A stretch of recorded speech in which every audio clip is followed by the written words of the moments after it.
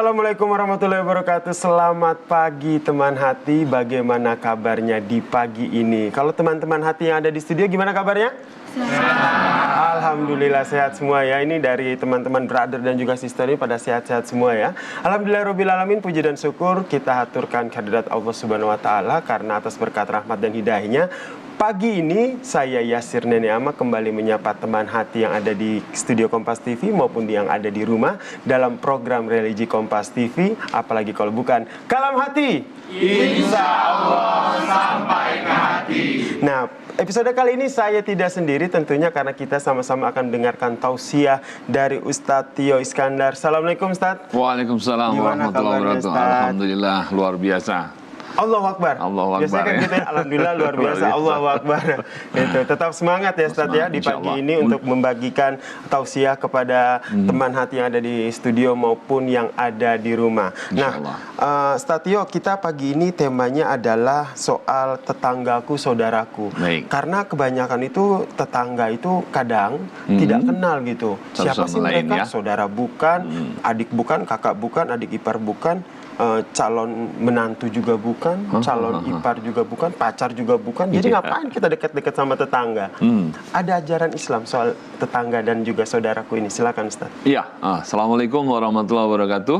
Waalaikumsalam warahmatullahi wabarakatuh. Pemirsa Kompas TV yang dimuliakan Allah dan teman hati yang berbahagia. Saya berdoa mudah-mudahan kita semua punya hati yang mutmainah. Amin. Hati yang tenang, hati yang mendapatkan keberkahan dari Allah Subhanahu wa taala. Teman hati yang dimuliakan, di dalam Islam itu ada dua hubungan yang menjadikan kita berkualitas, yang menjadikan kita mulia. Zuribat alaihimudillah ta'ina masukifu illa bihablim minallah wa hablim minan nas.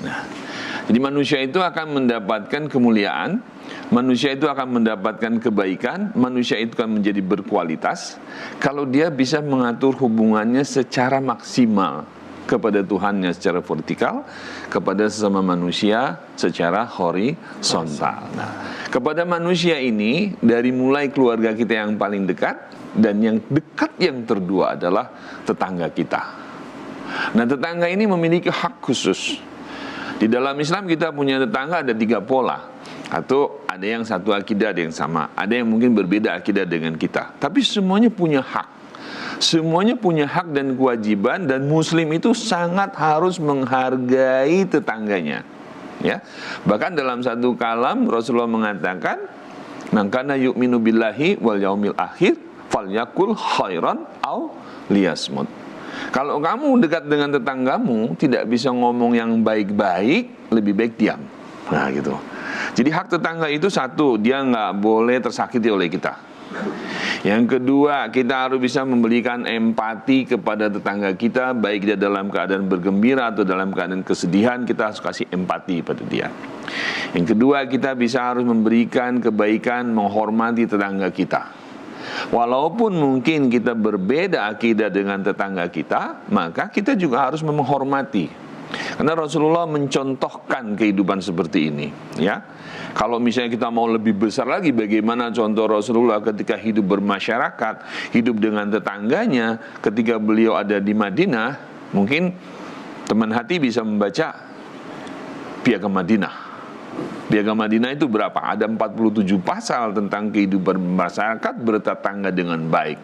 Nah, disitulah kemudian kita mendapatkan bahwa hak tetangga itu luar biasa. Dan Islam itu sangat menghargai tetangganya. Bahkan tetangga itu kalau misalnya datang kepada kita minta bantuan, ya, baik itu bantuan moral, spiritual, uang dan sebagainya, kalau kita ada, kita harus bantu. Jangan sampai nanti kita makan enak gitu ya, ada tetangga kita yang tiba-tiba dia tidak bisa makan, kita nggak bantu gitu. Oh, kita dosa banget tuh. Oleh karena itu, kita sebagai tetangga harus mau membantu dia. Hak tetangga itu begitu besar, hak tetangga itu begitu bagus, bahkan sampai pada satu saat Rasulullah itu mengira bahwa tetangga ini punya hak waris gitu loh.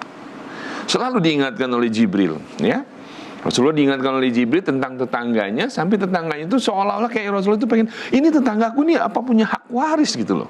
Saking sedemikian rupa.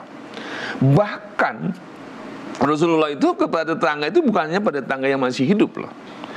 Pada tetangga yang kemudian dia meninggal dunia, itu sudah bukan berbeda akidah dengan dia gitu. Kemudian digotong itu mayat, Rasulullah itu berdiri untuk menghormati keberadaan tetangganya. Sampai sedemikian rupa akhlaknya, sehingga tetangga ini hakul jiran, hak tetangga itu menjadi baik buat kita, baik itu tetangga dekat maupun tetangga jauh. Siapa sih sebetulnya tetangga itu? Dalam beberapa literatur Islam, tetangga itu 40 rumah ke belakang, 40 rumah ke depan, 40 rumah ke samping kiri, 40 rumah samping ke kanan. Itu tetangga kita. Satu kelurahan bisa. Satu kelurahan bisa jadi tetangga. Atau ketika ada juga yang berpendapat ketika dipanggil itu dia dengar, itu tetangga kita gitu. Ya.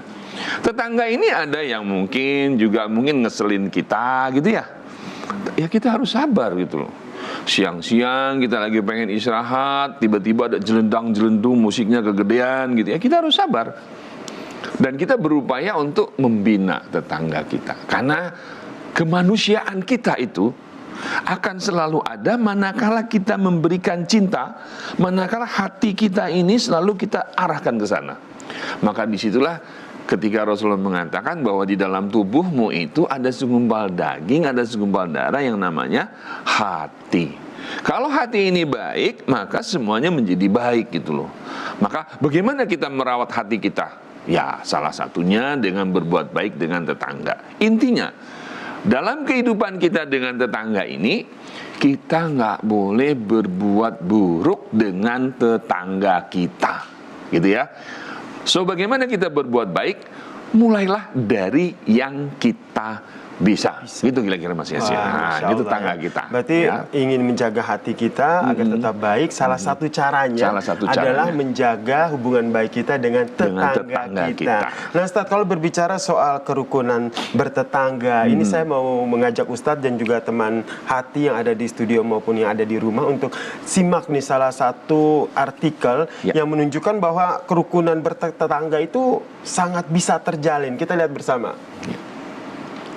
Ini dia artikelnya, kalau kita lihat ini adalah artikel dari Desa Sarongan di Kecamatan Pesanggerahan Banyuwangi yang dijadikan sebagai desa Pancasila, Ustadz. Nah, di satu desa tersebut ternyata beragam keyakinan.